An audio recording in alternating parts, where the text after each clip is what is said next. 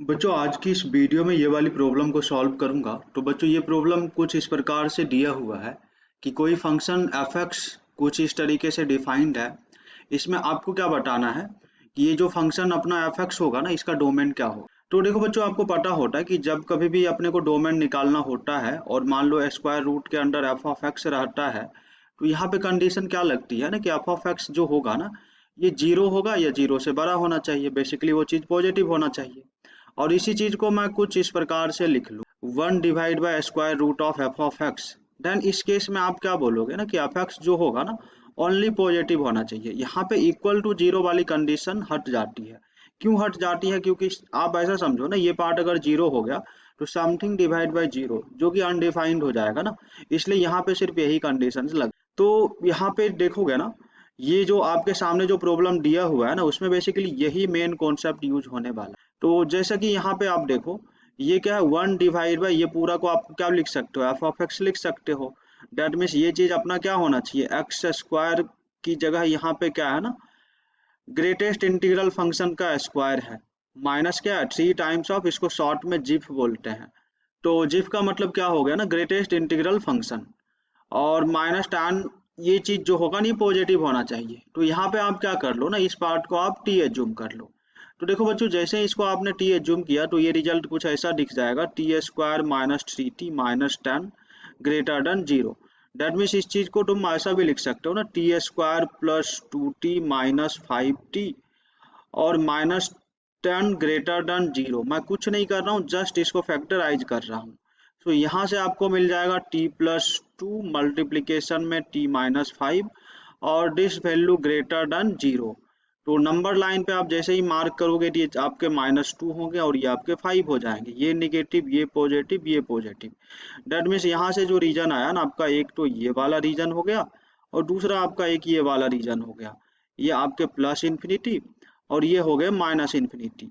तो आप यहाँ से क्या बोलोगे ना, t बिलोंगिंग टू, आपका जवाब कुछ ऐसा होगा, -∞ to -2 यूनियन आपका जो होगा ना, ये 5 to इन्फिनिटी हो जाएगा। तो देखो बच्चों, ये पूरा चीज सही है। इसके बाद ही लोगों से गलत होता है। क्या गलत होता है, इस चीज को आप ध्यान से समझना। टी बोले तो टी हमारा क्या है, ग्रेटेस्ट इंटीजर फंक्शन है। मतलब इसको बॉक्स एक्स भी बोल सकते हो। तो ये चीज आपका क्या होना चाहिए, <(-2)। और साथ ही साथ आप क्या बोल रहे हो, ये चीज जो होगा ना, ये > 5 भी होना चाहिए। अगर मैं ये आंसर करता हूँ तो डेट मीन्स हमारा इसमें क्या आ रहा है, 5.2 भी आ रहा है, 5.9 भी आ रहा है और 5.7 भी आ रहा है, ये सारी चीज आ रहा है ना। बट जैसे ही इसका आप जिफ लोगे, मतलब ग्रेटेस्ट इंटीग्रल वैल्यू लोगे, तो ये चीज 5 आ जाएंगे। इसकी बात करें, ये चीज जैसे ही आप कंसीडर करते हो तो यहाँ पे भी रिजल्ट 5 आ जाएंगे। सेम बाकी 5 से एभव, मतलब 5 और 6 के बीच में आप कुछ भी वैल्यू लोगे। फॉर एग्जाम्पल आपने 5.99 ऐसा कुछ लिया, इसका बॉक्स देखोगे तो वापस से 5 आ जाएगा। बट यहाँ पे आपसे क्या बोला गया था कि 5 को छोड़ के इससे बड़ा वैल्यू लेना है, जो कि ये एग्जैक्टली 5 आ गया ना, मतलब इस पॉइंट को इंक्लूड करके भी आ रहा है, बट एक्चुअल रिजल्ट अपना ऐसा नहीं है। इसमें 5 को छोड़ना है। दैट मीन्स अगर हमने सिर्फ ऐसा लिखा तो ये चीज क्या हो जाएगा, गलत हो जाएगा। दैट मीन्स यहाँ पे हमें क्या सोचना पड़ेगा, यहाँ पे इसको आपको ऐसा लिखना पड़ेगा, 6 to इन्फिनिटी। क्योंकि आप ये चीज जैसे ही लिखते हो ना, मतलब 6 को इंक्लूड करके या 6 से बड़ा कुछ भी, तो इस केस में कुछ भी आंसर आएगा ना। फॉर एग्जाम्पल 6.2 भी लेते हो, इसका भी जिफ जो होगा ना 6 ही हो जाएगा। दैट मीन्स ये कंडीशन जो यहाँ पे था ना, 5 से बड़ा होने वाला, ये चीज होल्ड कर रहा है। बट जबकि ये सारे केस में वो चीज होल्ड नहीं कर रहा था, इसलिए मैंने इस केस को आंसर का पार्ट नहीं बनाया। तो यहाँ से ये चीज क्या आ जाएगा, 6 to इन्फिनिटी। और यूनियन यहाँ से क्या आ जाएगा, -∞ to -। आप में से कुछ के माइंड में ऐसा भी आ सकता है कि सर यहाँ पे तो आपने ऐसा लिखा, 6 को इंक्लूड कर लिया, तो फिर ये वाला आंसर क्यों नहीं हो सकता, -3, और यहाँ पे आप क्लोज करके ऐसा क्यों नहीं लिख सकते हैं। तो देखो बच्चों, इस चीज को मैं अभी एक्सप्लेन करता हूँ।